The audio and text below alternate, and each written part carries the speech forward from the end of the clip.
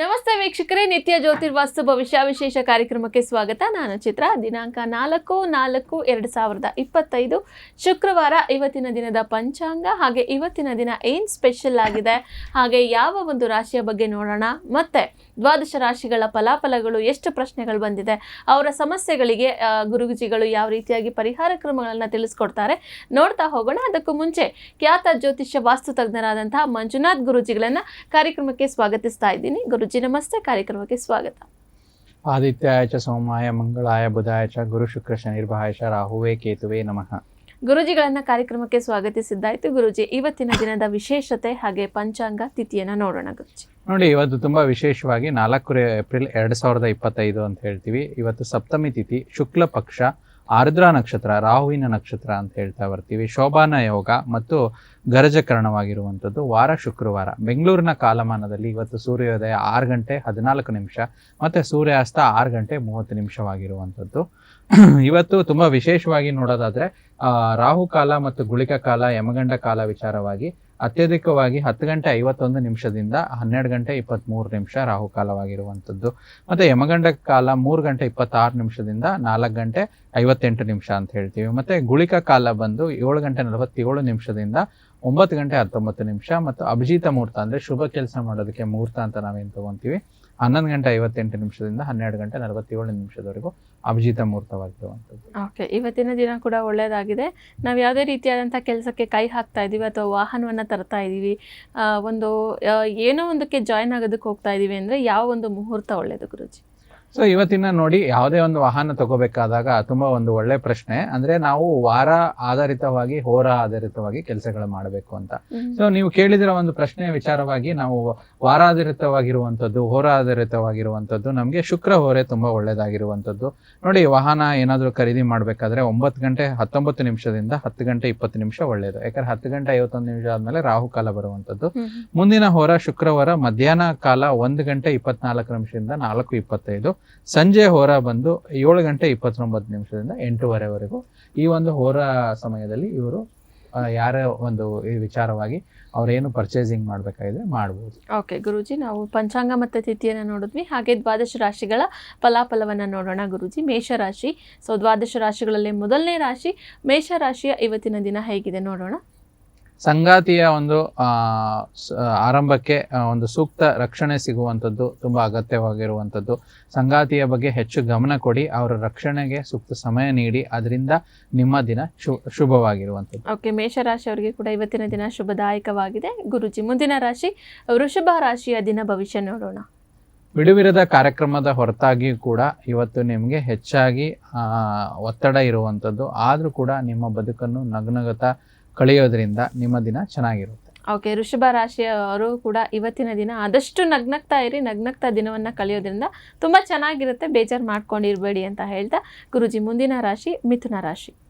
ನೀವು ಇಂದು ಆರಾಮವಾಗಿ ವಿಶ್ರಾಂತಿ ಪಡೆಯಬೇಕು ಮತ್ತು ನೀವು ಆನಂದಿಸುವ ಮತ್ತು ನಿಮ್ಮ ಆಸಕ್ತಿಯ ವಿಷಯಗಳಲ್ಲಿ ತೊಡಗಿಸಿಕೊಳ್ಳಿ, ದಿನ ಚೆನ್ನಾಗಿರುವಂಥದ್ದು. ಮಿಥುನ ರಾಶಿಯವರಿಗೆ ಆರಂಭದಾಯಕವಾಗಿ ದಿನ ಚೆನ್ನಾಗಿದೆ. ಸೊ ನಿಮ್ಮ ಆಸಕ್ತಿಯನ್ನು ನೀವು ಎಷ್ಟು ಮಟ್ಟಿಗೆ ತೊಡಗಿಸ್ಕೊಳ್ತೀರಾ ಅದರಿಂದ ಮತ್ತಷ್ಟು ಕೂಡ ನೀವು ಶುಭದಾಯಕವಾದಂಥ ದಿನವನ್ನು ನೋಡ್ಬೋದು. ಗುರುಜಿ, ಮುಂದಿನ ರಾಶಿ ಕರ್ಕಾಟಕ ರಾಶಿ. ನಿಮ್ಮ ಆರೋಗ್ಯ ಸುಧಾರಿಸಲು ಮತ್ತು ದಿನವನ್ನು ಪ್ರಾರಂಭಿಸಲು ಅತ್ಯುತ್ತಮ ದಿನ. ವ್ಯಾಯಾಮ ಮತ್ತು ಪ್ರಾಣಾಯಾಮದಿಂದ ಇವತ್ತು ದಿನವನ್ನು ಶುಭವಾಗಿಸಿ ಅಂತ ತಿಳಿಸ್ತಾ ಇದ್ದಾರೆ. ಗುರುಜಿ, ಕರ್ಕಾಟಕ ರಾಶಿಯ ದಿನ ಭವಿಷ್ಯವನ್ನು ನೋಡಿದ್ವಿ, ಮುಂದಿನ ರಾಶಿಯ ದಿನ ಭವಿಷ್ಯವನ್ನು ನೋಡೋಣ. ಸಿಂಹ ರಾಶಿ. ನಿಮ್ಮ ಸಂತಾನದ ಒಂದು ಸಾಧನೆ ಅಂದ್ರೆ ನಿಮ್ಮ ಮಕ್ಕಳ ಸಾಧನೆ ವಿಚಾರವಾಗಿ ಅಪಾರ ಸಂತೋಷ ಇವತ್ತಿನ ದಿನ ನಿಮಗೆ ನೀಡುವಂಥದ್ದು ಮತ್ತು ನೀವು ಹೂಡಿಕೆ ಮಾಡಿದ್ರೆ ನಿಮಗೆ ಹೆಚ್ಚು ಲಾಭ ಬರುವಂಥದ್ದು ದಿನ ಇವತ್ತಿನ ಸಿಂಹರಾಶಿಯವರ ಒಂದು ದಿನದ ಭವಿಷ್ಯವಾಗಿದೆ. ಸಿಂಹ ರಾಶಿಯವರಿಗೆ ಕೂಡ ಲಾಭದಾಯಕವಾದಂತಹ ದಿನ ಆಗಿದೆ ಅಂತ ಹೇಳ್ತಾ ಗುರುಜಿ, ಮುಂದಿನ ರಾಶಿ ಕನ್ಯಾ ರಾಶಿ. ಇವತ್ತಿನ ದಿನ ಲಾಭವೋ ಶುಭವೋ ಹೇಗೆ? ಕನ್ಯಾ ರಾಶಿ ನಿಯಮಿತ ಕೆಲವು ಕೆಲಸ ಕಾರ್ಯಗಳನ್ನು ಮಾಡುವುದರಿಂದ ನಿಮಗೆ ತೊಂದರೆ ಉಂಟಾಗಬಹುದು. ಅದಕ್ಕೆ ನಿಯಮಿತ ಕೆಲಸಗಳ ಅಲ್ದಿರ ನಿಮ್ಮ ಕೆಲಸ ತಾತ್ಕಾಲಿಕ ತಡೆ ಮಾಡಿದ್ರೆ ನಿಮಗೆ ದಿನ ಒಳ್ಳೆಯದಾಗಿರುವಂಥದ್ದು. ಓಕೆ, ಕನ್ಯಾ ರಾಶಿಯ ದಿನ ಭವಿಷ್ಯವನ್ನ ತಿಳಿದುಕೊಂಡ್ವಿ. ಮುಂದಿನ ರಾಶಿ ತುಲಾ ರಾಶಿ. ಗುರುಜಿ, ಹೇಗಿದೆ ನೋಡೋಣ. ರಾಶಿಯವರಿಗೆ ಅತ್ಯಂತ ಪ್ರೀತಿಯ ಕನಸು ಇವತ್ತು ನನಸಾಗುವಂಥ ದಿನ ಆಗಿರುವಂಥದ್ದು. ನಿಮ್ಮ ವಿವೇಚನೆಯನ್ನು ಬಳಸಿ ನಿಮ್ಮ ಮನೆಯ ಸದಸ್ಯರೊಂದಿಗೆ ಮಾತಾಡಿ ಏನಾದರೂ ಸಮಸ್ಯೆಗಳಿದ್ರೆ ಅದನ್ನು ದೂರ ಮಾಡ್ಕೊಳ್ಳಿ ಅಂತ ತಿಳಿಸ್ತಾ ಇದ್ದೀನಿ. ಓಕೆ ಗುರುಜಿ, ತುಲಾ ರಾಶಿಯ ವಿಚಾರದ ಬಗ್ಗೆ ನೋಡಿದ್ವಿ. ಹಾಗೆ ಮುಂದುವರೆದು ವೃಶ್ಚಿಕ ರಾಶಿಯ ಇವತ್ತಿನ ಶುಕ್ರವಾರದ ದಿನ ಹೇಗಿದೆ? ವೃಶ್ಚಿಕ ರಾಶಿಯವರು ಅತಿಯಾಗಿ ತಿನ್ನುವುದನ್ನು ತಪ್ಪಿಸಿ ನಿಮ್ಮ ತೂಕದ ಮೇಲೆ ಹಿಡಿತಾ ಇರಲಿ, ಅದರಿಂದ ನಿಮ್ಮ ಆರೋಗ್ಯ ಚೆನ್ನಾಗಿರುತ್ತೆ. ವೃಶ್ಚಿಕ ರಾಶಿಯವರಿಗೆ ಆರೋಗ್ಯದ ವಿಚಾರದ ಬಗ್ಗೆ ಗಮನ ಹರಿಸಬೇಕು ಅಂತ ಹೇಳ್ತಾ ಗುರುಜಿ, ಮುಂದಿನ ರಾಶಿ ಧನುರ್ ರಾಶಿ ಹೇಗಿದೆ ನೋಡೋಣ ಗುರುಜಿ. ಪ್ರೀತಿಸುವ ಶಕ್ತಿ ನಿಮಗೆ ಪ್ರೀತಿಸಲು ಒಂದು ಕಾರಣ ನೀಡುವಂಥದ್ದು. ಪ್ರೀತಿ ನಿಮ್ಮ ಒಂದು ಒಳ್ಳೆಯ ಒಂದು ಸಕಾರಾತ್ಮಕ ಮನೋಭಾವ ನಿಮ್ಮನ್ನು ಕೈ ಹಿಡಿಯುತ್ತೆ, ಮತ್ತೆ ಎಲ್ಲರಿಂದ ಆಕರ್ಷಿತರಾಗಿರ್ತೀರಾ. ದಿನ ತುಂಬಾ ಚೆನ್ನಾಗಿರುತ್ತೆ. ಧನು ರಾಶಿಯ ವಿಚಾರದ ಬಗ್ಗೆ ಕೂಡ ತಿಳಿದುಕೊಂಡ್ವಿ. ಮುಂದುವರೆದು ಮಕರ ರಾಶಿಯ ದಿನ ಭವಿಷ್ಯ ನೋಡೋಣ. ನಿಮ್ಮ ವರ್ತನೆ ನಿಮಗೆ ಪರೋಕ್ಷವಾಗಿ ನಿಮಗೆ ಆಶೀರ್ವಾದವಾಗಿ ಪರಿವರ್ತನೆ ಆಗುವಂಥದ್ದು. ಯಾವುದೇ ವಿರೋಧ ಇದ್ರೂ ಕೂಡ ನಿಮ್ಮತನವನ್ನು ಇವತ್ತು ನೀವು ಬಿಟ್ಕೊಡ್ಬೇಡಿ, ಅದರಿಂದ ನಿಮಗೆ ಒಳ್ಳೇದಾಗುವಂಥ ದಿನ ಆಗಿರುತ್ತೆ. ಓಕೆ ಗುರುಜಿ, ಮಕರ ರಾಶಿಯ ವಿಚಾರದ ಬಗ್ಗೆನೂ ಕೂಡ ತಿಳ್ಕೊಂಡ್ವಿ. ಈಗ ಕುಂಭ ರಾಶಿ. ನಿಮ್ಮ ಸ್ನೇಹಿತರ ಸಹಕಾರದಿಂದ ನಿಮ್ಮ ಕೆಲಸ ಕಾರ್ಯಗಳನ್ನು ಇವತ್ತು ಮುಗಿಸುವಂಥ ದಿನ. ಹೆಚ್ಚು ಸಹಕಾರ, ಹಣಕಾಸಿನ ನೆರವು ನಿಮ್ಮ ಸ್ನೇಹಿತರಿಂದ ಸಿಗುವಂಥ ದಿನವಾಗಿರುತ್ತೆ. ಓಕೆ, ಕುಂಭ ರಾಶಿಯ ವಿಚಾರದ ಬಗ್ಗೆನೂ ನೋಡಿದ್ವಿ ಗುರುಜಿ. ಕೊನೆಯ ರಾಶಿ ಮೀನ ರಾಶಿ. ಉತ್ತಮ ಜೀವನಕ್ಕಾಗಿ ನಿಮ್ಮ ಆರೋಗ್ಯ ಮತ್ತು ಒಟ್ಟಾರೆ ವ್ಯಕ್ತಿತ್ವವನ್ನು ಸುಧಾರಿಸಲು ಪ್ರಯತ್ನಿಸಿ, ಇದರಿಂದ ದಿನ ಚೆನ್ನಾಗಿರುವಂಥದ್ದು ನೋಡ್ತಾ ಬರ್ತೇವೆ. ಓಕೆ, ಮೀನರಾಶಿಯವರಿಗೆ ಕೂಡ ಇವತ್ತಿನ ದಿನ ಸ್ವಲ್ಪ ಚೆನ್ನಾಗಿದೆ. ಹಾಗೆ ದ್ವಾದಶ ರಾಶಿಗಳ ಫಲಾಫಲವನ್ನ ಕೂಡ ನಾವು ತಿಳಿದುಕೊಂಡ್ವಿ. ಈಗ ಮುಂದುವರೆದು ಗುರುಜಿ 2 ಪ್ರಶ್ನೆ ಬಂದಿದೆ ನಮಗೆ, ನೋಡ್ತಾ ಹೋಗೋಣ ಗುರುಜಿ. ಸೊ ಇವರ ಹೆಸರು ಬಂದು ಚೇತನ್ ಕುಮಾರ್ ಅಂತ ಹೇಳಿ. ಚೇತನ್ ಕುಮಾರ್ ಅವರು ತಮ್ಮ ಜನ್ಮ ದಿನಾಂಕವನ್ನ ತಿಳಿಸ್ತಾ ಇದ್ದಾರೆ. 9/10 1964. ಹಾಗೆ ಸಮಯ ಬಂದು 9:20 AM ಬೆಳಗ್ಗೆ. ಓಕೆ, ಚೇತನ್ ಅವರು ಹುಟ್ಟಿರೋ ಊರು ಯಾವ್ದು ಕಳಿಸ್ಕೊಟ್ಟಿದ್ದಾರೆ? ಪಾವಗಡ. ಗುರುಜಿ ಇವ್ರು ಕೇಳ್ತಾ ಇದ್ದಾರೆ, ಇವರ ಆರೋಗ್ಯದ ವಿಚಾರದ ಬಗ್ಗೆ ಕೇಳ್ತಾ ಇದ್ದಾರೆ. ಓಕೆ, ಏನಾದರೂ ಸಮಸ್ಯೆಯನ್ನ ಮೆನ್ಷನ್ ಮಾಡಿದಾರಾ ಅಥವಾ ಸಾಮಾನ್ಯವಾಗಿ ಆರೋಗ್ಯದ ವಿಚಾರವಾಗಿ? ಹೆಲ್ತ್ ಬಗ್ಗೆನೇ ಕೇಳಿ ಅಂತ ಹೇಳಿದ್ದಾರೆ. ಸಮಸ್ಯೆ ಇದೆ ಅಂತ ಹೇಳಿ ಏನು ಮೆನ್ಷನ್ ಮಾಡಿಲ್ಲ. ಆರೋಗ್ಯದ ವಿಚಾರದ ಬಗ್ಗೆ ನಾನು ವಿಚಾರಿಸಬೇಕಾಗಿತ್ತು ಅಂತ ಕೇಳ್ತಾರೆ. ನೋಡಿ, ಚೇತನ್ ಕುಮಾರ್ ಕೊಟ್ಟಿರುವಂತ ಮಾಹಿತಿ ಪ್ರಕಾರ ಶುಕ್ರವಾರ ಹುಟ್ಟಿರೋದು ಇವರು. ವಿಶಾಖ ನಕ್ಷತ್ರ, ತುಲಾ ರಾಶಿ ಅಂತ ಹೇಳ್ತೀವಿ. ಸೊ ತುಲಾ ರಾಶಿ ಇಲ್ಲ, ವೃಶ್ಚಿಕ ರಾಶಿ ಬರುತ್ತೆ ವಿಶಾಖ ನಕ್ಷತ್ರ. ಸೊ ವೃಶ್ಚಿಕ ಲಗ್ನದ ಜಾತಕ ಅಂತ ಹೇಳ್ತೀವಿ. ವೃಶ್ಚಿಕ ಲಗ್ನ, ವೃಶ್ಚಿಕ ರಾಶಿಯವ್ರದ್ದಾಗಿರೋದ್ರಿಂದ ಈ ಒಂದು ಮಾಸದಲ್ಲಿ ನಾನು ಹೇಳಿದ್ನಲ್ಲ, ವೃಶ್ಚಿಕ ರಾಶಿಯವರಿಗೆ ಕೆಲವಾರು ವರ್ಷಗಳಿಂದ ಸಮಸ್ಯೆಗಳನ್ನ ನೋಡ್ತಾ ಬರ್ತೀವಿ. ಸೊ ಇವರಿಗೆ ಶುಕ್ರ ಮಹಾದಶದಲ್ಲಿ ಬುಧ ಅಂತರ್ದಶ ನಡೀತಾ ಇದೆ ಮಾರ್ಚ್ 2024ರಿಂದ.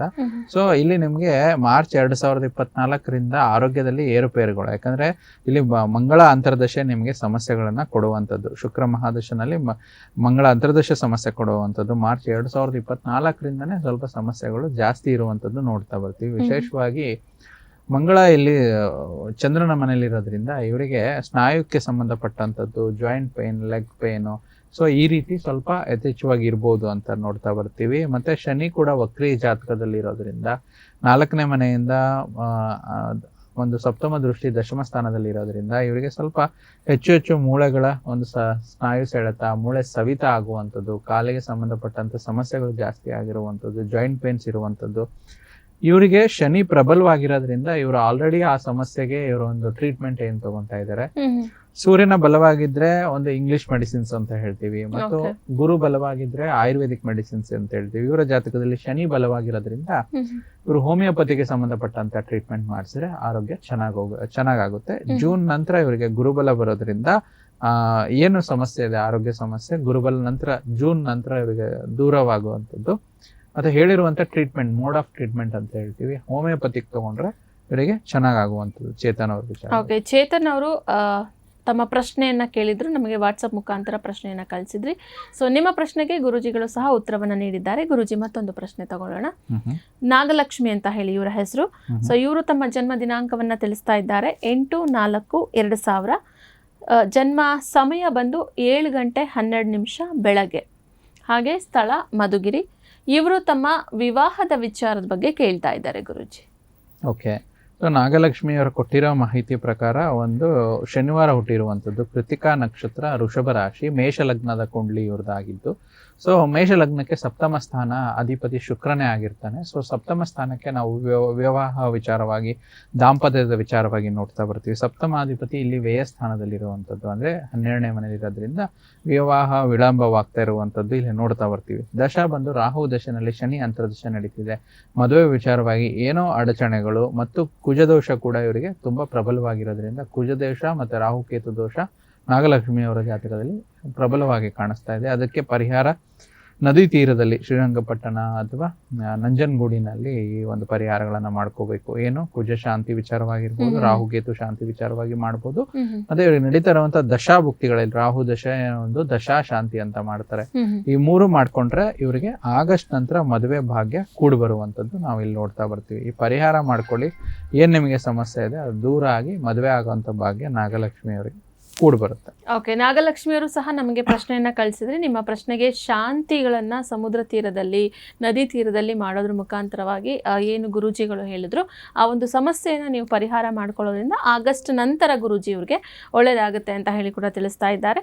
ಓಕೆ, ಸೊ ನೀವು ಕೂಡ ನಿಮ್ಮ ಪ್ರಶ್ನೆಗಳನ್ನು ಕಳಿಸಬೇಕು ಅಂದರೆ ಕೆಳಗಡೆ ಡಿಸ್ಪ್ಲೇ ಆಗ್ತಾ ಇರೋ ನಂಬರ್ಗೆ ವಾಟ್ಸಪ್ ಮುಖಾಂತರ ನಿಮ್ಮ ಪ್ರಶ್ನೆಗಳನ್ನು ಕಳುಹಿಸಿ ಪರಿಹಾರ ಕ್ರಮಗಳನ್ನು ತಿಳಿದುಕೊಳ್ಳಿ ಅಂತ ಹೇಳ್ತಾ, ಏಪ್ರಿಲ್ ತಿಂಗಳ ಒಂದು ಮಾಸ ಭವಿಷ್ಯ ಮಕರ ರಾಶಿಯವರು ಹೇಗಿರುತ್ತೆ ಅಂತ ಹೇಳಿ ನೋಡ್ತಾ ಹೋಗೋಣ. ಗುರೂಜಿಗಳಿದ್ದಾರೆ. ಸೊ ಗುರೂಜಿ, ನೋಡೋಣ ಈ ಒಂದು ಯಾರು ಮಕರ ರಾಶಿಯವರಿದ್ದಾರೆ ಇವರ ಒಂದು ವಿಚಾರವಾಗಿ ನವಗ್ರಹಗಳ ಗೋಚರ ಅಂತ ಹೇಳಿ ಬಂದಾಗ ಅದು ಯಾವ ರೀತಿಯಾಗಿ ಈ ರಾಶಿಯವರ ಮೇಲೆ ಪ್ರಭಾವ ಬೀರುತ್ತೆ ಅಂತ ಹೇಳಿ. ನೋಡಿ, ಮೊದಲನೇದಾಗಿ ಮಕರ ರಾಶಿಯವರಿಗೆ ತುಂಬಾ ಶುಭವಾಗಿರುವಂತದ್ದು, ಇಷ್ಟು ದಿನ ತಾವು ಏನೋ ಸಾಡೆ ಸಾತಿ ಒಂದು ಭಯದಿಂದ, ಸಾಡೆ ಸಾತಿ ಆತಂಕದಿಂದ ನೀವು ನರಳುತ್ತಾ ಇದ್ದೀರೋ, ಅಥವಾ ಈ ಲಾಸ್ಟ್ ಒಂದು 5 ವರ್ಷಗಳ ಕಾಲ, ಕೊನೆಯ 5 ವರ್ಷ ಮಧ್ಯಭಾಗದ ಶನಿ, ಪ್ರಾರಂಭ ಶನಿ ಇರುವಂತದ್ದು, ಅದಾದ ನಂತರ ಮಧ್ಯಭಾಗದ ಶನಿ.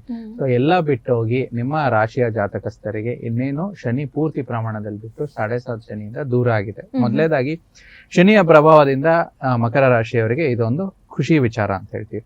ಮತ್ತೆ ಏಪ್ರಿಲ್ ಮಾಸದಲ್ಲಿ ಮಕರ ರಾಶಿಯವರಿಗೆ ನೋಡೋದಾದ್ರೆ ಸ್ವಲ್ಪ ಈ ಒಂದು ಇನ್ನೇನು 7.5 ಈಗ ಬಿಟ್ಟು ಹೋಗಿರೋದ್ರಿಂದ ಸ್ವಲ್ಪ ಡಿಸಿಷನ್ ವಿಚಾರವಾಗಿ ನಿಧಾನ ತಗೊಳ್ಳಿ.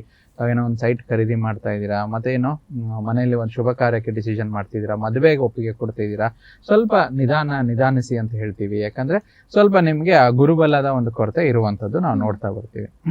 ಮತ್ತೆ ಇಲ್ಲಿ ಮಕರ ರಾಶಿಯವರಿಗೆ ತೃತೀಯ ಭಾಗದಲ್ಲಿ ಪಂಚಗ್ರಹಗಳ ಕೂಟ ಆಗ್ತಿರುವಂತದ್ದು. ಉಚ್ಚ ವಕ್ರ ಶುಕ್ರ, ವಕ್ರ ನೀಚ ಬುಧ, ಸೂರ್ಯ, ರಾಹು, ಚಂದ್ರ ಮತ್ತು ನಿಮ್ಮ ರಾಶಾಧಿಪತಿಯಾದ ಶನೇಶ್ವರರು ಕೂಡ ಅಲ್ಲಿ ನಿಮ್ಗೆ ತೃತೀಯ ಸ್ಥಾನದಲ್ಲಿ ಇರುವಂತದ್ದು. ಮತ್ತು 2.5 ದಿನ ಚಂದ್ರ ಕೂಡ ಅಲ್ಲಿ ಸೇರ್ಕೊಳ್ಳುವಂಥದ್ದು. ಅಲ್ಲಿವರೆಗೂ ಪಂಚಗ್ರಹಗಳ ಕೂಟ, ಚಂದ್ರ ಕೂಡ 2.5 ದಿನ ಇರೋದ್ರಿಂದ ಷಷ್ಠ ಗ್ರಹಗಳ ಕೂಟ 3ನೇ ಮನೆಯಲ್ಲಿ ಆಗ್ತಾ ಇರುವಂತದ್ದು. ಸೊ ಇದರಿಂದ ಸ್ವಲ್ಪ ನೆಗೆಟಿವ್, ನೀವು ಏನೋ ಒಂದು ಉಚ್ಚಾರಣೆ ಮಾಡೋದ್ರಲ್ಲಿ, ಒಂದು ಕಮ್ಯುನಿಕೇಶನ್ ಅಲ್ಲಿ ಗ್ಯಾಪ್ ಆಗುವಂಥದ್ದು, ಅಥವಾ ಕೋಪದಲ್ಲೋ ಅಥವಾ ನಿಮ್ಮ ಸಿಟ್ಟಿನಿಂದ ಏನೋ ಒಂದು ಹೇಳಿದ್ರೆ ಮಾತು ಅಪಾರ್ಥ ಆಗುವಂತ ಒಂದು ಲಕ್ಷಣ ನೋಡ್ತಾ ಬರ್ತೀವಿ. ಆದಷ್ಟು ಮುಂಗೋಪ ಬೇಡ, ಅದನ್ನ ಸ್ವಲ್ಪ ಕಂಟ್ರೋಲ್ ಮಾಡ್ಕೊಳ್ಳಿ ಅಂತ ಹೇಳ್ತೀವಿ. ಮತ್ತು ಈ ತಿಂಗಳಿನಲ್ಲಿ ಇನ್ನೂ ಒಂದು ಬಹುಮುಖ್ಯವಾಗಿ ಷಷ್ಠ ಭಾವದಲ್ಲಿರುವಂತ ಕುಜ ಸಪ್ತಮ ಸ್ಥಾನಕ್ಕೆ ಬರುವಂತದ್ದು.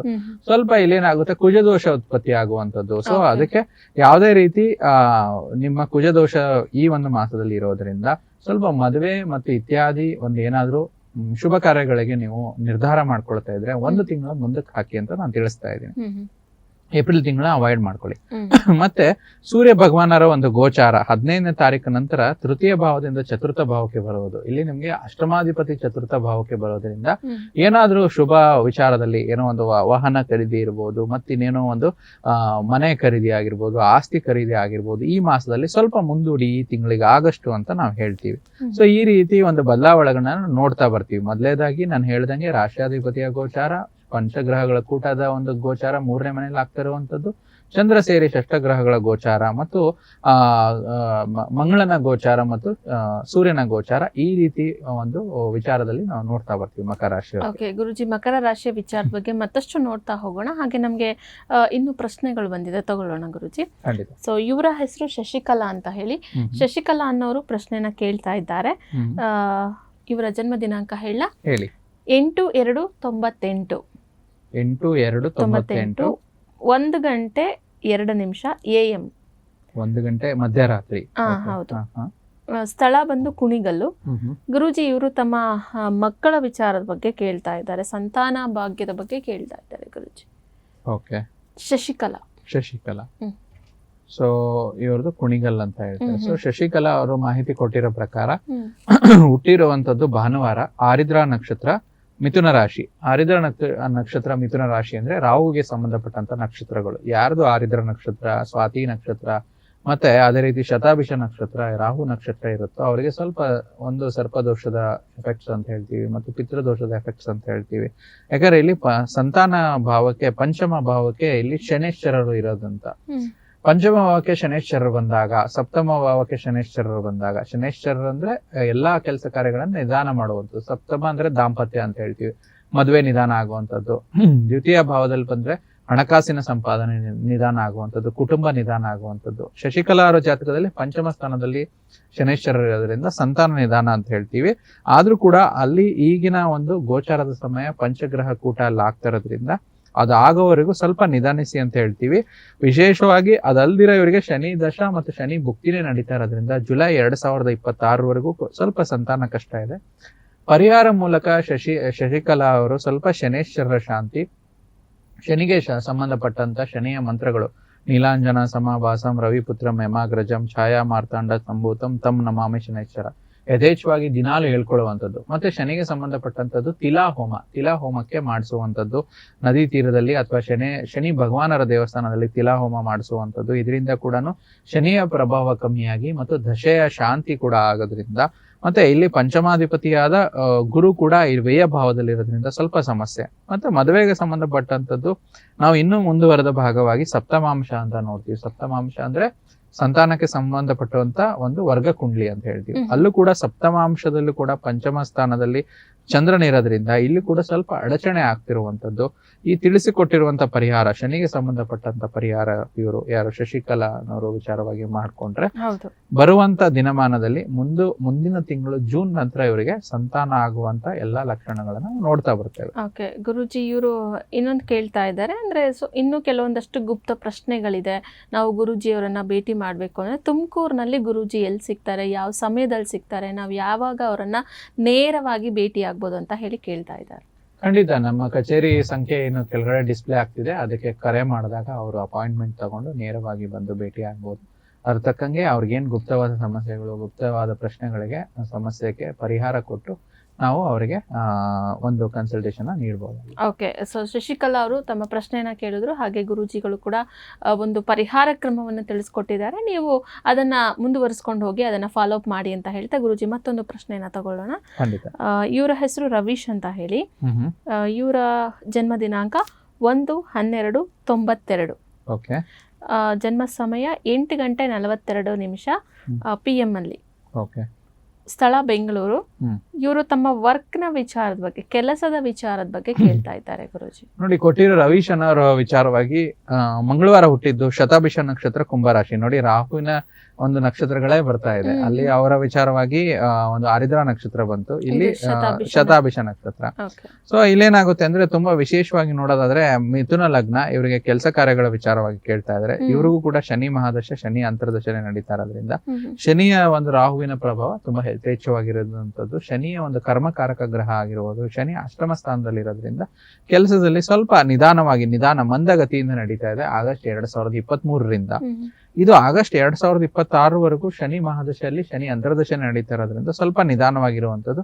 ಆಗಸ್ಟ್ 2026 ನಂತರ ಬುಧ ಅಂತರ್ದಶನೆ ನಡೆಯೋದ್ರಿಂದ ಕೆಲಸದಲ್ಲಿ ಬದಲಾವಣೆ, ಕೆಲಸದಲ್ಲಿ ಪದೋನ್ನತಿ ಮತ್ತು ಕೆಲಸದ ಹೊಸ ಏನಾದ್ರೂ ವರ್ಕ್ ಪ್ಲೇಸ್ ಚೇಂಜ್ ಅಂತ ನಾವು ನೋಡ್ತಾ ಬರ್ತೀವಿ. ಅಲ್ಲಿವರೆಗೂ ಶನಿಗೆ ಸಂಬಂಧಪಟ್ಟಂತ ಪರಿಹಾರಗಳು ಏನಂತಂದ್ರೆ ಪ್ರತಿ ಶನಿವಾರ ಶನಿ ಮಹಾತ್ಮನ ದೇವಸ್ಥಾನದಲ್ಲಿ ಎಳ್ಳಿ ಬತ್ತಿ ಹಚ್ಚುವಂಥದ್ದು, ಶನಿ ಚಾಲಿಸವನ್ನು ಹೇಳುವಂಥದ್ದು ಮತ್ತು ಶನೇಶ್ವರರ ಒಂದು ಹೋಮವನ್ನು ಮಾಡಿಸುವಂಥದ್ದು ಕೂಡ ಒಳ್ಳೆಯ ವಿಚಾರ. ಮತ್ತೆ ಶನಿಗೆ ತುಂಬಾ ಅತ್ಯಂತ ಪ್ರಿಯವಾದ ಒಂದು ಹೂವು, ನೀಲಿ ವರ್ಣದ ಹೂವು ಸಿಗುತ್ತೆ. ಅದನ್ನ ಅರ್ಪಿಸೋದ್ರಿಂದ ನವಗ್ರಹಗಳಲ್ಲಿ ಶನೇಶ್ವರರಿಗೆ ಅದನ್ನ ಅರ್ಪಿಸೋದ್ರಿಂದ ಇವರಿಗೆ ತುಂಬಾ ಶುಭವಾಗುತ್ತೆ. ಕೆಲಸದಲ್ಲಿ ತುಂಬಾ ಅನುಕೂಲತೆಗಳನ್ನ ನೋಡ್ತಾ ಬರ್ತಾರೆ. ಅಂದ್ರೆ ನೀಲಿ ಬಣ್ಣದಲ್ಲಿ ಬರುವಂತ ಯಾವುದೇ ಹೂವಾದ್ರೂ ಅದನ್ನ ಶನೇಶ್ವರ ಮಹಾರಾಜರಿಗೆ ಅರ್ಪಿಸಬಹುದು. ಹೌದು. ಗುರುಜಿ, ಈಗ ಇನ್ನೊಂದು ಪ್ರಶ್ನೆ, ಇದು ಕೇಳಿ ಬಂದಂತದ್ದು ಸಾಮಾನ್ಯವಾಗಿ. ಈಗ ಮೀನ ರಾಶಿಗೆ 29ನೇ ತಾರೀಕು ಶನಿ ಗ್ರಹದ ಆಗಮನ ಆಗಿದೆ ರಾಶಿಗೆ. ಸೊ ಯಾವಾಗ ಈ ರಾಶಿಯಿಂದ, ಮೀನ ರಾಶಿಯಿಂದ ಮುಂದಿನ ರಾಶಿಗೆ ಹೋಗ್ಬೋದು, ಅಂದ್ರೆ ಇನ್ನು ಎಷ್ಟು ವರ್ಷ ಅಥವಾ ತಿಂಗಳುಗಳ ಕಾಲ ಬೇಕು ಅಂತ ಹೇಳಿ ಕೇಳ್ತಾ ಇದ್ದಾರೆ ಗುರುಜಿ. ನೋಡಿ, ಮೊದಲನೇದಾಗಿ ನಾವು ರಾಶಿಯ ಫಲದಲ್ಲಿ ನಾವು ಮಕರ ರಾಶಿಯವರಿಗೆ ನೋಡ್ತಾ ಇದ್ವಿ. ರಾಶಾಧಿಪತಿಯಾದ ಒಂದು ಮಕರ ರಾಶಿಯ ಶನೇಶ್ವರರು ಈಗ ತಾನೇ ಇಲ್ಲಿ ಒಂದು ಮೀನರಾಶಿಗೆ ಬಂದಿರುವಂತದ್ದು. ಇಲ್ಲಿಂದ ಮತ್ತೆ ಮುಂದುವರೆದ ಮೇಷರಾಶಿಗೆ ಹೋಗ್ಬೇಕಂದ್ರೆ 2.5 ವರ್ಷ ಬೇಕು. ಅದಕ್ಕೆ ಹೇಳ್ತೀವಲ್ಲ 7.5 ಶನಿ ಅಂತಂದ್ರೆ 2.5 ವರ್ಷ ಅಂದ್ರೆ ಪ್ರಾರಂಭ ಹಂತದ ಶನಿ, ಮಧ್ಯಭಾಗದ ಶನಿ, ಕೊನೆ ಹಂತದ ಶನಿ. ಇಲ್ಲಿ 2.5 ವರ್ಷ ಇನ್ನೂ ಬೇಕಾಗುತ್ತೆ. ಸೊ ಈ ಒಂದು ಗ್ರಹಗಳ ಗೋಚಾರದ ಪ್ರಭಾವ ವಿಸ್ತೃತವಾಗಿ ನಮ್ಮ ಮಕರ ರಾಶಿಯವರಿಗೆ ನೋಡೋದಾದ್ರೆ, ಸೊ ಇಲ್ಲೇನಾಗ್ತೀವಿ, ನಮ್ಗೆ ಅಷ್ಟಮಾಧಿಪತಿಯಾದ ಸೂರ್ಯ ಚತುರ್ಥ ಭಾವದಲ್ಲಿ ಅಂದ್ರೆ ತೃತೀಯ ಚತುರ್ಥ ಭಾವದಲ್ಲಿ ಗೋಚರ ಆಗ್ತಿರೋದ್ರಿಂದ ಸ್ವಲ್ಪ ಅದೃಷ್ಟ ಕೈ ಕೊಡುವಂತದ್ದು. ಸ್ವಲ್ಪ ಆದಷ್ಟು ಏನಾದ್ರೂ ಡಿಸಿಷನ್ಸ್ ಇದ್ರೆ, ನೀವು ಒಂದು ಮನೆ ತಗೊಂತಿದ್ದೀರಾ, ಒಂದು ಪ್ರಾಪರ್ಟಿ ತಗೊಂತಿದ್ದೀರಾ ಅಂದ್ರೆ ಈ ಒಂದು ಮಾಸದಲ್ಲಿ ಮುಂದುವರ್ಸೋದು ಅಂದ್ರೆ ಮುಂದೂಡೋದು ಒಳ್ಳೇದಂತ ಹೇಳ್ತೀವಿ. ಸ್ವಲ್ಪ ಸಂಪತ್ತಿನಲ್ಲಿ ಒಂದು ಅಸಾಧಾರಣವಾಗಿರುವಂತದ್ದು, ಅನಾರೋಗ್ಯ ಸ್ವಲ್ಪ ಕೂಡ್ ಬರುವಂತದ್ದು ಇರುವಂತದ್ದು, ಆರೋಗ್ಯದಲ್ಲಿ ಏರುಪೇರು ಆಗುವಂತದ್ದು ನೋಡ್ತಾ ಇರ್ತೀವಿ. ಆದ್ರೆ ಹೊರದೇಶದಲ್ಲಿ ಯಾರು ಕೆಲಸ ಮಾಡ್ತಿದ್ದೀರಾ ಅವರಿಗೆ ಉದ್ಯೋಗ, ವ್ಯಾಪಾರ, ವಹಿವಾಟು ಮತ್ತು ವಿದ್ಯಾಭ್ಯಾಸದಲ್ಲಿ ಈ ಒಂದು ಮಾಸದಲ್ಲಿ ಮಕರ ರಾಶಿಯವರಿಗೆ ಚೆನ್ನಾಗಿರುವಂತದ್ದು. ಮತ್ತೆ ಕೆಲವೊಂದು ಸಾರಿ ನಿಮ್ಗೆ ತೃತೀಯ ಭಾವದಲ್ಲಿ ಪಂಚಗ್ರಹಗಳ ಒಂದು ಗೋಚರ ಆಗ್ತಿರೋದ್ರಿಂದ ನೀವು ಮಾತಾಡುವಂತ ಕಮ್ಯುನಿಕೇಶನ್ ಏರುಪೇರುಗಳಂತ ಆಗುವಂತದ್ದು. ಅಂದ್ರೆ ಏನೋ ಒಂದು ಒಬ್ರ ಬಗ್ಗೆ ಏನೋ ಒಂದು ಹೇಳಿರ್ತಾರೆ, ಆದ್ರೆ ಅದು ತಿಳ್ಕೊಳ್ಳೋದು ವಿಚಾರವಾಗಿ ಅಪವಾದ ಬರುವಂತದ್ದು ನೋಡ್ತಾ ಬರ್ತೀವಿ. ಮತ್ತೆ ಕುಟುಂಬದವರಿಂದ ಸಹಕಾರ ಮತ್ತು ಬಂಧು ಮಿತ್ರರಿಂದ ಸಹಕಾರ ಸಿಗುವಂತದ್ದು. ಆದ್ರೆ ಸ್ವಲ್ಪ ಏನಾದ್ರೂ ನಿಮ್ಮ ಮಕರ ರಾಶಿಯವರಿಗೆ ಕಿರಿಯ ಸಹೋದರ ಅಥವಾ ಸೋದರಿ ಅಂದ್ರೆ ಸಿಬ್ಲಿಂಗ್ಸ್ ಅಂತ ನಾವೇನ್ ತಗೊಂತೀವಿ, ಇವ್ರಕಿನ್ನ ಚಿಕ್ಕವ್ರು ಯಾರು ಇರ್ತಾರೆ ಅವರಿಂದ ಇವರಿಗೆ ಮಿಸ್ಅಂಡರ್ಸ್ಟ್ಯಾಂಡಿಂಗ್ಸ್ ಬರುವಂತದ್ದು, ಸಣ್ಣ ಪುಟ್ಟ ಕಲಹಗಳ ಆಗುವಂತದ್ದು. ಈ ರೀತಿ ಒಂದು ಗ್ರಹಗಳ ಗೋಚಾರ ಒಂದು ಮಕರ ರಾಶಿಯವರಿಗೆ ಈ ಒಂದು ಮಾಸದಲ್ಲಿ ಏಪ್ರಿಲ್ ತಿಂಗಳಲ್ಲಿ ನಾವು ನೋಡ್ತಾ ಬರ್ತೀವಿ. ಗುರುಜಿ, ಮಕರ ರಾಶಿಯವರಿಗೆ ರಾಷ್ಟ್ರಾಧಿಪತಿಯಿಂದ ಆಗುವಂತಹ ರಾಶಿ ಫಲ ಹೇಗಿರುತ್ತೆ, ಏನನ್ನು ನಿರೀಕ್ಷಿಸಬಹುದು ಅವರು ಏಪ್ರಿಲ್ ತಿಂಗಳಲ್ಲಿ ಮಕರ ರಾಶಿಯವರು? ನೋಡಿ, ನಾನು ಅವಾಗ್ಲೇ ಹೇಳ್ದಂಗೆ ರಾಷ್ಟ್ರಾಧಿಪತಿಯವರಿಗೆ ಒಂದು ರಾಷ್ಟ್ರಾಧಿಪತಿಯ ಗೋಚಾರ ಇನ್ನೇನ್ ಶನಿ ಬಿಟ್ಟು ಹೋಗೋದ್ರಿಂದ ಈ ಒಂದು ಮಾಸದಲ್ಲಿ ಸಂಪತ್ತು ವೃದ್ಧಿ ಆಗುವಂತದ್ದು ಮತ್ತು ಆತ್ಮವಿಶ್ವಾಸ ಚೆನ್ನಾಗಾಗುವಂಥದ್ದು, ಕಮ್ಯುನಿಕೇಶನ್ ಚೆನ್ನಾಗಾಗುವಂಥದ್ದು ನೋಡ್ತೀವಿ. ಮತ್ತು ಪ್ರೀತಿ, ಸ್ನೇಹ ಅಭಿವೃದ್ಧಿ ಆಗುವಂಥದ್ದು, ಪರಸ್ಪರ ಒಂದು ದಂಪತಿಗಳಲ್ಲಿ ಅನ್ಯೋನ್ಯತೆ ಜಾಸ್ತಿ ಆಗುವಂಥದ್ದು, ಶತ್ರುಗಳು ಪಲಾಯನ ಆಗಿ ಮಿತ್ರತ್ವ ಹೆಚ್ಚಾಗುವಂಥದ್ದು ನೋಡ್ತೀವಿ. ಮತ್ತೆ ನಮ್ಗೆ ಇಲ್ಲಿ ಮಕರ ರಾಶಿಯವರಿಗೆ 9ನೇ ಅಧಿಪತಿಯಾದ ಬುಧ 3ನೇ ಮನೇಲಿ ಇರೋದ್ರಿಂದ ಎಜುಕೇಶನ್ಗೆ ಸಂಬಂಧಪಟ್ಟಂತ ವಿಚಾರಗಳಲ್ಲಿ ಈ ಒಂದು ಮಾಸದಲ್ಲಿ ಸ್ವಲ್ಪ ನಿಧಾನವಾಗಿ ಆಗುವಂಥದ್ದು. ಅಂದ್ರೆ ಹೈಯರ್ ಎಜುಕೇಶನ್ ಮಾಡ್ತಾ ಇದ್ದೀರಾ ಮತ್ತೆ ಪೋಸ್ಟ್ ಗ್ರಾಜುಯೇಷನ್ ಮಾಡ್ತಾ ಇದ್ದೀರಾ, ಅಲ್ಲಿ ಸ್ವಲ್ಪ ನಿಧಾನತೆ ನೋಡ್ತೀವಿ. ಈ ಒಂದು ಮಾಸದಲ್ಲಿ ಅದು ಒಂದ್ ಸ್ವಲ್ಪ ನಿಧಾನವಾಗಿರುವಂತದ್ದು ಇದನ್ನ ನೋಡ್ತಾ ಬರ್ತೀವಿ. ನೆಗೆಟಿವ್ ಆಗಿ ನೋಡೋದಾದ್ರೆ ಆರೋಗ್ಯದ ವಿಚಾರವಾಗಿ ವಿಶೇಷವಾಗಿ ಸ್ವಲ್ಪ ಕಾಲು ನೋವು, ಅದರಿಂದ ಮೊಣಕಾಲು ಮತ್ತೆ ಪಾದದ ಉರಿ ಜಾಸ್ತಿ ಆಗುವಂಥದ್ದು ಮಕರ ರಾಶಿಯವರಿಗೆ ಈ ಮಾಸದಲ್ಲಿ ನೋಡ್ತೀವಿ. ಸ್ವಲ್ಪ ಉಷ್ಣ ವ್ಯಾಧಿಗಳು ಜಾಸ್ತಿ ಆಗುವಂಥದ್ದು, ಹೀಟ್ ರಿಲೇಟೆಡ್ ಪ್ರಾಬ್ಲಮ್ಸ್ ಮತ್ತೆ ಪಿತ್ತ ಪ್ರಕೃತಿ ಇರೋರಿಗೂ ಕೂಡ ಈ ಒಂದು ಮಾಸದಲ್ಲಿ ಸಮಸ್ಯೆಗಳನ್ನು ನೋಡ್ತಾ ಬರ್ತೀವಿ. ಮತ್ತೆ ಮಕರ ರಾಶಿಯವರು ಬಹುಮುಖ್ಯವಾಗಿ ಯಾರು ವಾಹನ ಚಲಾವಣೆ ಮಾಡ್ತಿದ್ದೀರಾ, 2 ವೀಲರ್ ಆಗಿರ್ಬೋದು, 4 ವೀಲರ್ ಆಗಿರ್ಬೋದು, ಅಥವಾ ಹೆವಿ 10-15 ವೀಲ್ಸ್ ಇರುವ ಲಾರಿ ಆ ತರ ಚಾಲಕರು ಸ್ವಲ್ಪ ಹುಷಾರಾಗಿರ್ಬೇಕು. ಡ್ರೈವಿಂಗ್ ಅಲ್ಲಿ ಏನೋ ಏರುಪೇರುಗಳಾಗಿರುವಂತದ್ದು, ಸಣ್ಣ ಪುಟ್ಟ ಡೆಂಟ್ ಆಗುವಂತದ್ದು ನೋಡ್ತಾ ಬರ್ತೀವಿ. ಮತ್ತೆ 3ನೇ ಮನೆಯಲ್ಲಿ ಪಂಚಗ್ರಹಗಳ ಕೂಟ ಮತ್ತು ರಾಷ್ಟ್ರಾಧಿಪತಿಯ ಗೋಚಾರದಿಂದ ಆಧ್ಯಾತ್ಮಿಕ ಪ್ರಗತಿ ಹೆಚ್ಚಾಗುವಂಥದ್ದು, ಗುರು ಹಿರಿಯರಲ್ಲಿ ಗೌರವ ಜಾಸ್ತಿ ಆಗುವಂಥದ್ದು ಈ ಮಾಸದಲ್ಲಿ ನೋಡ್ತಾ ಬರ್ತೀವಿ. ಮತ್ತು ನಿಮ್ಮ ಪ್ರೀತಿ ಪಾತ್ರರಿಂದ ಹೆಚ್ಚು ಅನುಕೂಲತೆಗಳು ಕೂಡ ಆಗುವಂಥದ್ದು ಈ ಒಂದು ಮಾಸದಲ್ಲಿ ನೋಡ್ತಾ ಬರ್ತೀವಿ. ಓಕೆ ಗುರುಜಿ, ಇನ್ನು ಈ ರಾಶಿಯ ವಿಚಾರವಾಗಿ ನೋಡ್ತಾ ಹೋಗೋದಾದ್ರೆ ಯಾವೆಲ್ಲ ರೀತಿಯ ಪರಿಹಾರ ಕ್ರಮಗಳಿದೆ, ಜೊತೆಗೆ ಏನು ಒಂದು ಶುಭ ವರ್ಣ, ಶುಭ ಸಂಖ್ಯೆ ಅನ್ನೋದು ಯಾವ್ಯಾವ್ದಿದೆ ಅಂತ ಹೇಳಿ ನೋಡಿ. ಮಕರ ರಾಶಿಯವರಿಗೆ ಈ ಮಾಸದಲ್ಲಿ ನೀಲಿ ವರ್ಣ, ಬಿಳಿ ವರ್ಣ ತುಂಬಾ ಶುಭವಾಗಿರುವಂತದ್ದು. ಸಂಖ್ಯೆ 8 ಮತ್ತೆ 6, 6 and 8 combination odds to be very good ಅಂತ ಹೇಳ್ತೀವಿ. ಒಂದು ಮೊಬೈಲ್ ಸಂಖ್ಯೆ ಆಗಿರ್ಬೋದು, ವೆಹಿಕಲ್ ನಂಬರ್ ಆಗಿರ್ಬೋದು, ಅದು ಕೂಡ ತುಂಬಾ ಚೆನ್ನಾಗಿರುವಂತದ್ದು. ನೀವೇನೋ ಒಂದು ಪ್ಲಾಟ್ ತಗೊಂತಾ ಇದ್ದೀರಾ ಅಥವಾ ಅಪಾರ್ಟ್ಮೆಂಟ್ ತಗೊಂತಿದ್ರೆ ಆ ನಂಬರ್ನ ತಗೊಳ್ಳಿ ಅಂತ ಹೇಳ್ತೀವಿ. ಮತ್ತೆ ಇದು ಒಂದು ಮಾಸದಲ್ಲಿ ನಿಮ್ಗೆ ಶುಭವಾಗಿರುವಂತದ್ದು ದಿನ ಶನಿವಾರನೇ ಶುಭವಾಗಿರುವಂತದ್ದು. ಆ ದಿನ ಮಾಡ್ಕೊಳ್ಳಿ. ಮತ್ತೆ ನಿಮ್ಮ ಜಾತಕದ ಅನುಸಾರವಾಗಿ ವಿಶ್ಲೇಷಣೆ ಮಾಡ್ಕೊಂಡು ನಿಮ್ಗೆ ಯಾವತ್ತು ಶುಭ ದಿನವಾಗಿರುತ್ತೋ ಅವತ್ತು ನೀವು ವಾಹನ ಇತ್ಯಾದಿ ಸ್ಥಿರಾಸ್ತಿ ಚರಾಸ್ತಿ ಖರೀದಿನ ಮಾಡಬಹುದಾಗಿದೆ. ಓಕೆ, ಸೊ ಮಕರ ರಾಶಿಯವರ ಏಪ್ರಿಲ್ ತಿಂಗಳ ಒಂದು ಮಾಸ ಭವಿಷ್ಯದ ವಿಚಾರವಾಗಿ ಯಾವ ರೀತಿಯ ಕೆಲಸಗಳಿಗೆ ಕೈ ಹಾಕಬೇಕು, ಯಾವ ರೀತಿಯ ಕೆಲಸಗಳನ್ನ ಮಾಡಬಾರ್ದು, ಜೊತೆಗೆ ಪರಿಹಾರ ಕ್ರಮಗಳೇನು, ಇದೆಲ್ಲದನ್ನ ಕೂಡ ಗುರೂಜಿಗಳು ಇವತ್ತಿನ ಸಂಚಿಕೆಯಲ್ಲಿ ತಿಳಿಸ್ಕೊಟ್ಟಿದ್ದಾರೆ. ಅದನ್ನ ನೀವು ಸಹ ಕ್ರಮವಾಗಿ ಪಾಲಿಸಿ ಅಂತ ಹೇಳ್ತಾ ಇಷ್ಟೊತ್ತು ಕೂಡ ನಮ್ಮ ಜೊತೆ ಇದ್ದು ಸಾಕಷ್ಟು ಮಾಹಿತಿಗಳು, ಪಂಚಾಂಗ, ತಿಥಿ ಹಾಗೆ ದ್ವಾದಶ ರಾಶಿಗಳ ಫಲಾಫಲವನ್ನ ತಿಳಿಸ್ಕೊಟ್ಟಿದ್ದೀರಾ ಗುರೂಜಿ, ಧನ್ಯವಾದಗಳು. ಲೋಕ ಸಮಸ್ತ ಸುಖಿನೋ ಭವಂತು. ಮುಂದಿನ ಸಂಚಿಕೆಯಲ್ಲಿ ಭೇಟಿಯಾಗೋಣ ಮತ್ತೊಂದು ವಿಶೇಷತೆಯೊಂದಿಗೆ. ನೋಡ್ತಾ ಇರಿ ಪ್ರಗತಿ ಟಿವಿ, ಇದು ನಿಮ್ಮಿಂದ ನಿಮಗಾಗಿ.